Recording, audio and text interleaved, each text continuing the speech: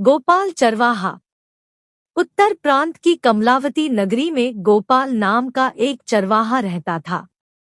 वह पढ़ा लिखा नहीं था और उसने कथावार्ता भी नहीं सुनी थी।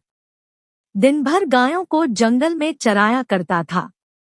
दोपहर को स्त्री छाक पहुंचा दिया करती थी। गोपाल सीधा सरल और निश्चिंत था। उसे राम राम जपने की आदत पड़ गई थी, सो उसका जप वह सुबह शाम थोड़ा बहुत कर लेता था। इस प्रकार उसकी उम्र 50 वर्ष की हो गई। बराबर वाले उसे चिढ़ाया करते थे। राम राम रटने से बैकुंठ के विमान का पाया हाथ नहीं आएगा। एक दिन गोपाल को उसके साथी चिढ़ा रहे थे। उसी रास्ते एक संत जा रहे थे।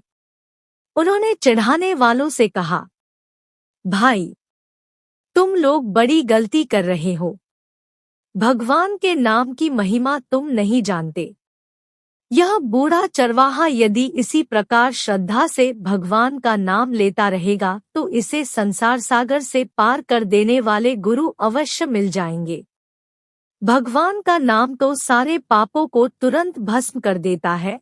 गोपाल को अब विश्वास हो गया, मुझे अवश्य गुरु मिलेंगे और उनकी कृपा से मैं भगवान के दर्शन कर सकूंगा। वह अब बराबर गुरुदेव की प्रतीक्षा करने लगा। वह सोचता, गुरुजी को मैं झट संत के बताए लक्षणों से पहचान लूंगा। उन्हें ताज़ा दूध पिलाऊंगा। वे मुझ पर राजी हो जाएंगे। मेरे गुरुजी बड़े भारी ज्ञानी होंगे। भला उनका ज्ञान मेरी समझ में तो कैसे आ सकता है। मैं तो उनसे एक बात पूछूंगा। मुझसे बहुत सी झंझट नहीं होगी। गोपाल की उत्कंठा तीव्र थी। वह बार बार रास्ते पर जाकर देखता, पेड़ पर चढ़कर देखता, लोगों से पूछता, कोई संत तो इधर नहीं आए। कभी कभी व्याकुल होकर गुरुजी के न आने से रोने लगता। अपने अनदेखे अनजाने गुरु को जैसे वह खूब जान चुका है। एक दिन इसी प्रकार की प्रतीक्षा में गोपाल ने दूर से एक संत को आते देखा। उसका हृदय आनंद से पूर्ण हो गया। उसने समझ लिया कि उसके गुरुदेव आ गए। उन्हें ताज़ा दूध पिलाने के लिए झटपट वह गाय दूहने बैठ गया। इतने में वे संत पास आ गए। दूध दूहना अधूरा छोड़कर एक हाथ में दूध का बर्तन और दूसरे में अपनी लाठी लिए वह उनके पास खड़ा होकर बोला, महाराज, तनिक दूध तो पीते जाओ। साधु ने आतुर शब्द सुना तो रुक गए। गोपाल के हाथ तो फंसे थे। संत के सामने जाकर उसने मस्तक झुकाया और सरल भाव से बोला, लो, यह दूध पी लो और मुझे उपदेश देकर कृतार्थ करो। मुझे भवसागर से पार कर दो। महाराज, अब मैं तुम्हारे चरण नहीं छोड़ूंगा। दूध का बर्तन और लाठी एक ओर रखकर वह संत के चरणों से लिपट गया। उसके नेत्रों से झरझर आंसू गिरने लगे। संत एक बार तो यह सब देखकर चकित हो गए। फिर गोपाल के सरल भक्ति भाव को देखकर उन्हें बड़ी प्रसन्नता हुई। उन्होंने गोपाल से घर चलकर स्नान करके दीक्षा लेने को कहा। गोपाल बोला, महाराज, मुझे तो वन में रहकर गाय चराना ही आता है। स्नान पूजा तो मैं जानता नहीं। घर भी कभी कभी जाता हूँ। मैं गंवार हूँ। मुझसे बहुत बातें सधेंगी भी नहीं। मैं तो उन्हें भूल ही जाऊंगा। मुझे तो आप कोई एक बात बतला दे और अभी यही बतला दे। मैं उसका पालन करूंगा। ऐसे भोले भक्त पर तो भगवान भी रीझ जाते हैं। संत ने मानसिक आसन शुद्धि आदि करके अपने कमंडल के जल से उस पर छींटा मारा और मंत्र देकर बोले, देखो, अब तुम्हें जो कुछ खाना हो भगवान गोविंद का भोग लगाकर ही खाया करो। इसी एक साधन से तुम पर गोविंद भगवान की कृपा हो जाएगी। गोपाल ने पूछा, महाराज, मैं आपकी आज्ञा का पालन तो करूंगा, पर गोविंद भगवान मुझे कहाँ मिलेंगे जो उन्हें रोज भोग लगाकर भोजन करूं? संत ने भगवान के स्वरूप का वर्णन करके कहा, भगवान तो सब जगह है, सबके भीतर है। तुम उनके रूप का ध्यान करके उन्हें पुकार लेना और उनको भोग लगाना भूलना मत। उन्हें भोग लगाए बिना कोई पदार्थ मत खा लेना।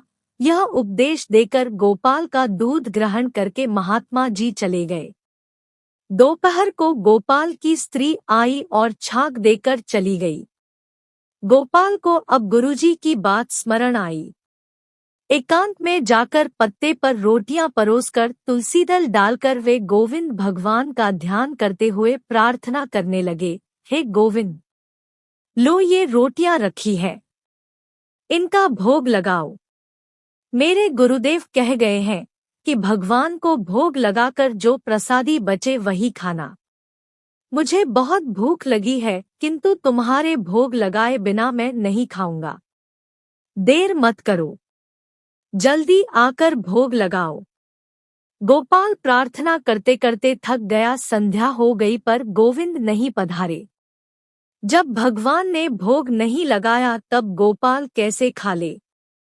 उसने रोटियां जगन में फेंक दी और गौशाला लौट आया। गोपाल का शरीर उपवास से सूखता चला गया। इसी प्रकार 18 दिन बीत गए। खड़े होने में चक्कर आने लगा, आंखें गड्ढों में घुस गई। स्त्री पुत्र घबराकर बार बार कारण पूछने लगे पर गोपाल कुछ नहीं बताता। वह सोचता, एक दिन मरना तो है ही, गुरु महाराज की आज्ञा तोड़ने का पाप करके क्यों मरूं। मेरे गुरुदेव की आज्ञा तो सत्य ही है। यहाँ न सही मरने पर परलोक में तो मुझे भगवान के दर्शन होंगे। उपवास को 9 दिन और बीत गए।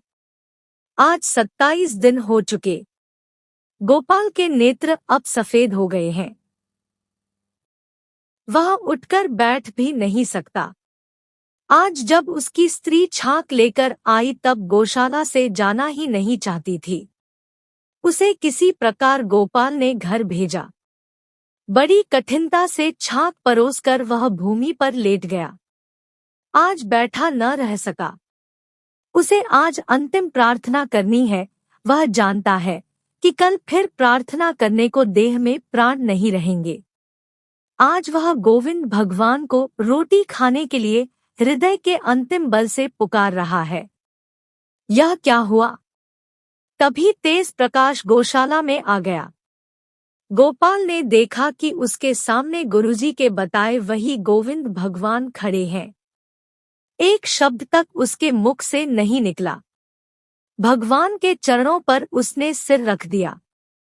उसके नेत्रों की धारा ने उन लाल लाल चरणों को धो दिया।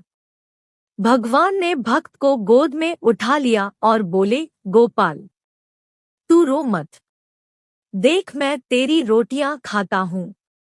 मुझे ऐसा ही अन्न प्रिय है। अब तू यहाँ से घर जा। अब तुझे कोई चिंता नहीं। अपने बंधु बांधवों के साथ सुखपूर्वक जीवन बिता।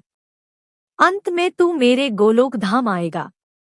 भगवान ने उसकी रोटियां खाईं और उसके लिए प्रसाद छोड़कर अंतर्धान हो गए। गोपाल ने जो ही उस प्रसाद को ग्रहण किया उसका हृदय आनंद से भर गया। उसकी भूख प्यास दुर्बलता थकावट सब क्षण भर में चली गई। आज 27 दिन के उपवास की भूख प्यास तथा दुर्बलता ही नहीं दूर हुई, अनंत काल की दुर्बलता दूर हो गई।